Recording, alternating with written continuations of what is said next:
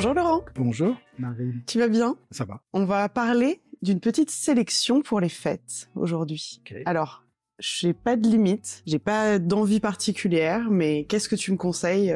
Bon, chez nous déjà, Noël c'est tous les jours. On va pas attendre Noël pour craquer sur une pièce d'exception. Ce que je propose en fait aujourd'hui, c'est 3 pièces uniques dans 3 marques différentes. La première, qui est visuellement la plus particulière, c'est le tourbillon conique HYT. Dit comme ça, oui, c'est un voyage. Ça fait un peu bizarre. Donc il s'agit déjà de la marque HYT, qui est une marque qui repose en fait sur l'indication des heures par des fluides de différentes couleurs. Sachant que simplement créer une nouvelle couleur, c'est une bonne année de recherche et développement, beaucoup d'investissement, parfois pour ne pas y arriver. Le tourbillon conique, c'est l'indication des heures, en dehors du tourbillon, l'indication des heures avec un liquide, comme d'habitude, j'ai envie de dire, puisque la marque se distingue par cette approche depuis le tout début. Au centre, on a un tourbillon un peu particulier qui a été réalisé avec l'aide, principalement par Éric Coudray, qu'on ne présente plus beaucoup, si ce n'est que c'est au départ l'inventeur du gyrotourbillon. Et ce tourbillon est un tourbillon incliné à 30 degrés, qui est accompagné de 3 satellites, qui sont également 3 capsules remplies de liquide. C'est simple animation, mais avec la particularité d'avoir ces 3 satellites qui tournent chacun à une vitesse différente des 2 autres. Un qui tourne 6 fois par minute, l'autre 5 fois par minute, et le dernier 4 fois par minute. Chacun avec des rotations différentes. 2 sont dans le sens anti-horaire, et celui de 6 minutes est dans le sens horaire. Ça n'a pas de fonction particulière, parce qu'on ne peut pas compter ou calculer quoi que ce soit, mais en termes d'animation autour du tourbillon conique 30 degrés, rappelant le liquide périphérique qui indique donc les heures. C'est assez magique. On a un peu un sentiment de constellation qui bougent chacune à leur rythme et chacune avec leur sens de rotation. C'est très spectaculaire. C'est pas une petite montre. Oui, c'est ce que j'allais dire, on est sur un gros diamètre. Ouais, on est plus que 45, on est même peut-être 46. En tout cas, c'est une montre importante parce que il y a un très très grand nombre de composants. Parce qu'il y a tout ce qui se passe dedans. Voilà. Mais c'est vraiment spectaculaire. La lecture horaire fluidique, le tourbillon central, les satellites qui tournent. Et tu parlais de couleurs, donc là on est sur quelle couleur? Alors, c'est une pièce unique parce qu'en l'occurrence, jusqu'ici, l'édition de tourbillon conique HYT qui est sortie depuis le début a pris la couleur verte, qui est un peu la marque de fabrique de HYT la plupart du temps. On est souvent sur cette couleur-là. Et pour réaliser une pièce particulière, on a voulu être encore un peu plus tonique en introduisant un liquide rouge et sur une pièce titane, en titane naturel. Et le résultat est assez spectaculaire. Et celle-ci, elle s'adresse à qui? Elle s'adresse forcément à des amateurs qui ont déjà beaucoup de montres. C'est clairement pas... Oui, c'est pas un accès facile de l'horlogerie. Au même titre qu'on n'achète pas une Formule 1 en première voiture, on peut devenir amateur, accumulateur, collectionneur, et au bout de quelques dizaines ou beaucoup plus, on peut peut-être commencer à se pencher sur ce sujet. Là, c'est un peu la même chose. C'est pas une première montre, c'est clair. C'est déjà une montre. Quand on a sillonné pas mal le sujet et qu'on a accumulé déjà beaucoup de pièces, ça peut être un intérêt. Ok. Deuxième modèle, deuxième pièce unique. Deuxième pièce unique, c'est également un tourbillon de la maison Cross Studio, qui a vu le jour il y a maintenant à peu près 3 ans, avec une bonne partie de l'équipe qui sont des anciens de chez Hublot. Et jusqu'ici, Cross Studio est connu pour faire des collabs de licence, donc avec tout l'univers des super-héros, tout ce qui est Marvel, vraiment Star Wars, etc. Où ils agrémentent en règle générale d'ailleurs des écrins qui sont à la hauteur de l'objet, c'est-à-dire que le premier écrin de mémoire Star Wars faisait 2,30 m, pesait 200 kg. Enfin bon, c'était facile un truc pour fabriquer le cristal dans la guerre des étoiles. Bon, et ils ont sorti en fait récemment une collection, je veux dire, qui n'est pas apparentée à un univers Hollywood ou autre, avec une pièce qui est un tourbillon central, assez pur, très mécanique dans son approche. Et ils ont fait différentes versions avec des pierres dures qui vont du lapis en passant par différents types de pierres pour avoir vraiment des connotations différentes. Et quand j'ai vu la collection il y a maintenant presque 2 ans à Genève, j'étais étonné qu'il n'y ait pas de météorites, même si tout le monde dans l'industrie a toujours touché de près ou de loin à un cadran météorite. Mais je trouvais que ça s'y prêtait bien de par l'aspect extrêmement tech, très micromécanique de cette pièce. Donc on a reçu ce qu'ils nous ont réalisé, donc ce tourbillon avec un cadran météorite qui est très cliniquement tech. Et celle-ci, du coup, elle s'adresse à qui? C'est un peu la même chose. C'est un peu la même chose que précédemment. C'est-à-dire, là aussi, c'est pas une première montre.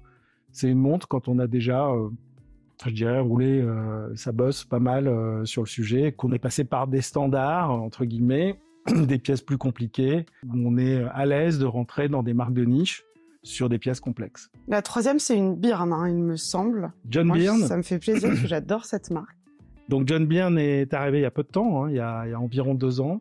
Donc la particularité des montres de John, c'est que en fait, on va avoir les 4 points cardinaux, donc 3, 6, 9, 12, qui vont changer toutes les 24 heures. Donc je peux passer des chiffres arabes aux chiffres romains, à des index noirs pour avoir un cadran fantôme, mais rien ne m'empêche, et c'est ce que nous avons fait sur cette pièce unique, de soumettre à John la possibilité de faire autre chose. Et donc là, en l'occurrence, on a fait une pièce où il y a un cadran avec des chiffres arabes, un deuxième cadran fantôme, donc pas d'index, les plaques se retrouvent noires anthracite, un troisième cadran où on a 4 triangles en superluminova. Le 4e cadran, ce sont les mêmes triangles, mais qui sont composés de diamants. Donc ils sont 4 triangles sertis de diamants sur une pièce qui est très sombre, très anthracite. C'est ça, elle est noire, gris foncé. Le boîtier est en titane naturel poli. Ouais. Le cadran, il change de couleur entre le noir et le gris anthracite, voire le gris clair en fonction de la lumière.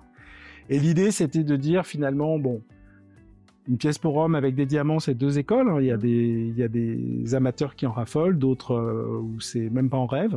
Et là, en l'occurrence, c'est vraiment juste un détail où on s'encanaille, mais à peine. Je veux dire, oui, ça reste une petite touche. Reste très pur, très sobre. Et puis, le truc avec Byrne, c'est que je peux avoir un nouveau cadran tous les jours. Ouais, ça, c'est hyper sympa. Donc ça, c'est plutôt assez sympa. Et je peux aussi avoir un cadran le matin et un autre cadran l'après-midi. C'est-à-dire, je fais mon setting à midi plutôt qu'à minuit, et je vais avoir 2 cadrans par jour pour passer des triangles neutres au triangle diamant. Quand je sors le soir. Voilà, exactement. Mais alors pour toi, tu viens de dire une montre homme. Moi, je me vois très bien la porter. Hein. Ouais, mais on peut considérer que le boîtier des montres Byrne est tout à fait polyvalent. Enfin, pour moi, je dis une montre homme, mais je pourrais dire une montre unisexe. Hein. Sans problème. Et les 3 autres, donc ce ne sont pas des pièces uniques, mais elles sont quand même particulières. Alors les 3 autres dont je pourrais vous présenter, c'est principalement parce qu'on les voit pas souvent. Il y en a qu'on verra plus, et il y en a qu'on voit pas souvent parce que la production et la demande sont intenses. Donc la première, ce serait la Bulldog de MB&F, donc qui est vraiment l'inspiration d'un Bulldog. Donc on a la bouche du Bulldog avec les mâchoires qui vont faire apparaître les dents en fonction, comme indicateur de réserve de marche. Donc bouche ouverte ou bouche fermée, c'est remonté ou c'est pas remonté. Les 2 yeux qui vont être 2 globes avec les heures et les minutes, et une forme qu'on peut effectivement assimiler à un bulldog, en titane naturel, qui est une pièce qui peut faire peur quand on la voit, Oui. non pas peur du bulldog, mais en se disant est-ce vraiment portable? Et 8 fois sur 10, déjà de par la légèreté du titane, quand on la met au poignet, on se rend compte qu'en fait l'ergonomie n'a pas été oubliée. Et ça reste une pièce très fun. Alors là encore, On n'est pas sur un pour premier. pour amateurs avertis, et j'irai même un peu plus loin pour des personnes qui osent, parce qu'il y a énormément de personnes qui trouvent ça vraiment drôle, fun, fantastique, techniquement incroyable, mais qui disent j'oserais jamais porter une pièce comme celle-ci. Donc là, on est vraiment dans la catégorie C'est du NBNF. des audacieux, mais c'est, comme tu dis, NBNF. La deuxième pièce, c'est une Mother, H. Mother et compagnie. C'est la Lime, qui est en fait un cadran vert texturé, ultra profond, très fort, qui est une pièce concept, heure-minute. Pas grand-chose à dire de plus que Le cadran, connaît son mouvement, chez Moser, etc. Mais là, c'est une pièce concept qui demande aussi, je veux dire, une attirance pour ce type de couleur et aussi une certaine audace, parce que en même temps, on est dans une pièce qui est presque un understatement, tout en étant aussi un statement, parce qu'elle est vraiment à la croisée de on me remarque et on me remarque pas. Ça dépend un peu qui va la regarder. Donc ça, c'est une pièce que j'affectionne beaucoup et qu'on voit peu, parce que là encore, la production, mais comme beaucoup de nos amis horlogers à l'heure actuelle, peine à fabriquer et à suivre une demande qui reste quand même constante. Mais plus accessible au poignet que certains ovnis que tu nous as présentés Très avant. certainement. Oui. Ouais. S'il fallait commencer, je veux dire, dans un degré de hiérarchie qu'on pourrait qualifier de facilité, ce serait probablement la plus commode.